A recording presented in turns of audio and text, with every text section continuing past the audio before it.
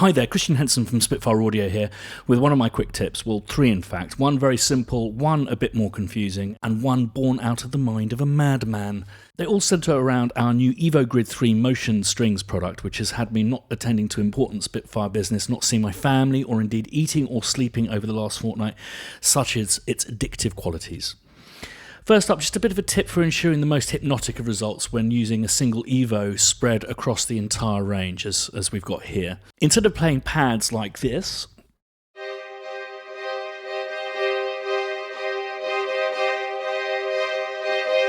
now they sound nice, but they'll all evolve and resolve at the same time. Try spreading chords like this.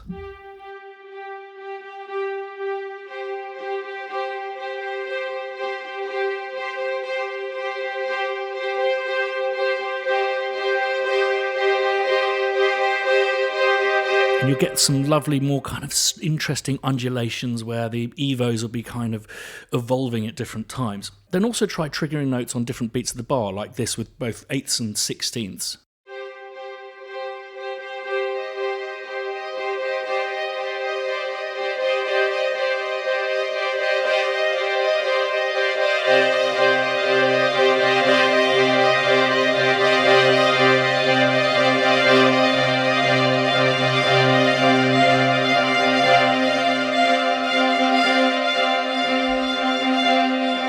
When you quantize that all together, it'll really tighten up. Absolutely fascinating.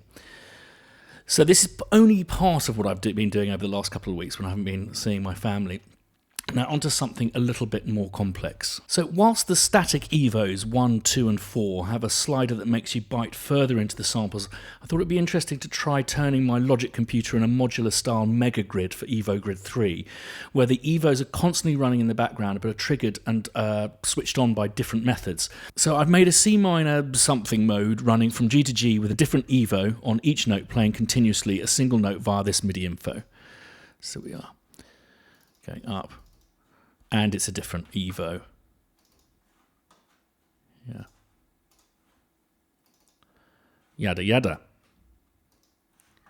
Then I have what I call a gatekeeper with a sine wave assigned to that same note. So if we look here, you'll see I've just got a single region with that G4 to match the Evo Grid G4. None of the gatekeepers actually have a live output, so no output there, but they are routed to independent individual buses, so 20 there, A flat 4 gets 22, B flat 4 gets 24. When I hit play, you'll notice none of these Evos sound.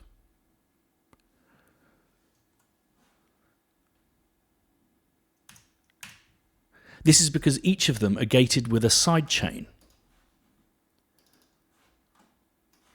So going back to the G4, it's got its associated side chain bus 20. So a sine wave with only a single region playing G4 routed to bus 20, and then an Evo with a MIDI note playing a single note at G4 with a noise gate on its side chain to bus 20 also. So I've duplicated this up all the different notes for independent buses. The net result of all this malarkey is make sure all your gatekeepers are in a record group, activate and hit play, and then once you hit the notes, the floodgates will open in a glorious cascade of evolutionary heaven. So let's have a listen.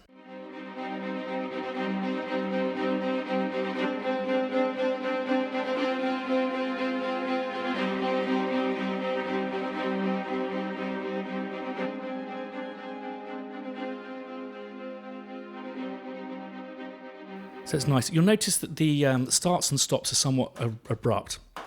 I've actually prepared one for you earlier which has a slightly more musical response. So you'll see here, it's fairly arbitrarily, I put the attacks at 1:45 and the releases at midday, but this actually seems to be quite a nice, so it doesn't make it feel like the gate is being kicked open and then slammed shut. So let's have a quick go on that.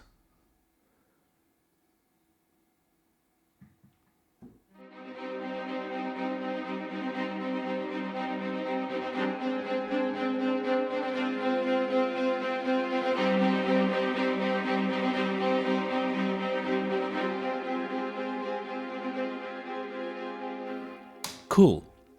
So then I thought, this is nice with the switches, but wouldn't it be cool if we could make it really musical and somehow control the level of all these Evos, just like you would in a single instance with your controller? Now, this is when it got a bit stupid, and Blake will go, I could have scripted that, mate. And I'm sure there's probably more elegant solutions, but I wanted to make something that reminded me of Vangelis's mad setup, which is designed to respond to him in a very instantaneous way. A performance setup that then can be tweaked beyond belief. So here's what I came up with. It's time to go super wide, chaps.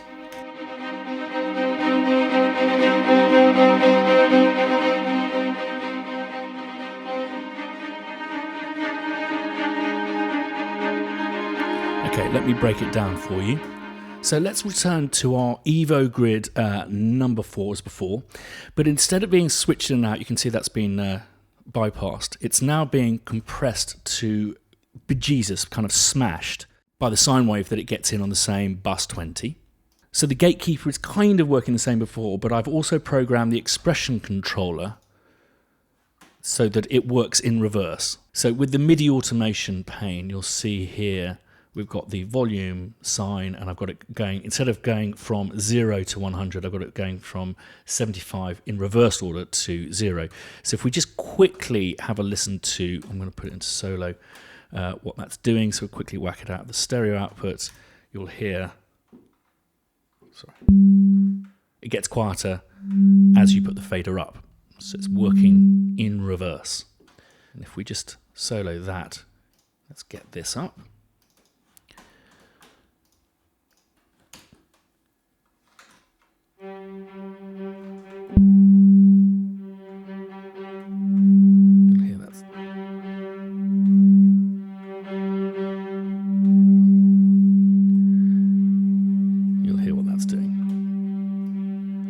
Output again without hearing it. So you'll also hear that there's a really long decay on the sine wave, and there's an inherent problem with doing it this way. So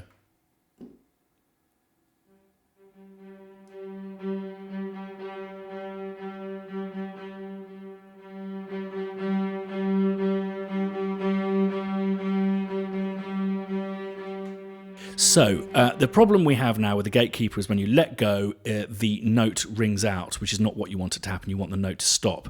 So I've got a nice release on it, which will become apparent why I've done that in a moment. So I've duplicated another kind of gatekeeper, or what I've called a carrier sine wave, that doesn't respond to the expression. It just fires a continuous signal into a third sine wave, which also has the same MIDI data as above. So this sine wave is continuously smashing this compressor, forcing the noise gate on, unless the blocker's compressor has been smashed by the carrier. I hope that makes sense. So in summary, basically, when you're hitting a note on the keyboard, it's the gatekeeper that's controlling the compressor of the Evo Grid, and when you let go, it's the blocker, and this carrier kind of manages the switching process between the gatekeeper and the blocker. And that's the release, the long release of the gatekeeper is what gives it a kind of crossfade between the gatekeeper and the blocker signal, both of which are going into the compressor. So we've got gatekeeper going through bus 20, blocker going through bus 20 also, and the carrier going into bus 21. The compressor of the blocker is bus 21. The compressor of the original Evo Grid is bus 20. So I've duplicated that up the scale. I've not tried going beyond this single octave. I think things could get messy, certainly with my head, but that's already something like 20 odd buses taken up doing that. So I'm going to record something in and just show you just where we could take it from there, which I think is when it gets really fun. So let's just have a go at recording something along the lines of what I was just playing before.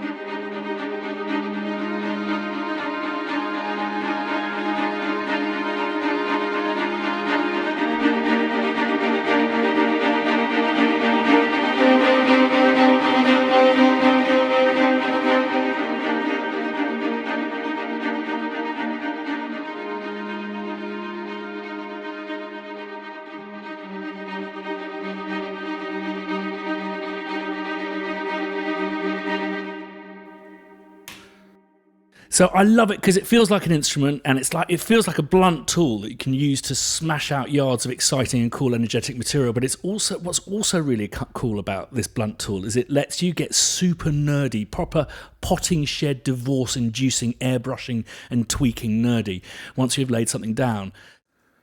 Great. So what makes it really fun is then you can actually alter the root MIDI. What I'll start by doing is just moving the actual original Evos so they ebb and flow at different times. I'm going to move the stuff that we've recorded along so it's actually there's stuff going on when it's playing. We need to match that as well. So that's cool. What we can also do is we can add notes to the actual original.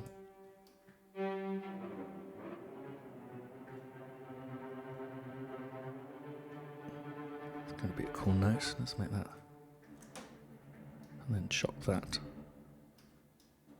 And then on this one, we'll...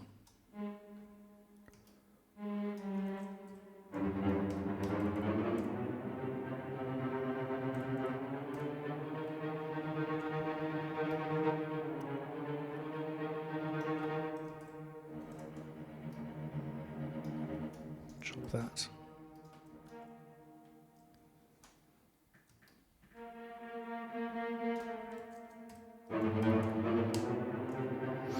Oh, the root. Who would have thought?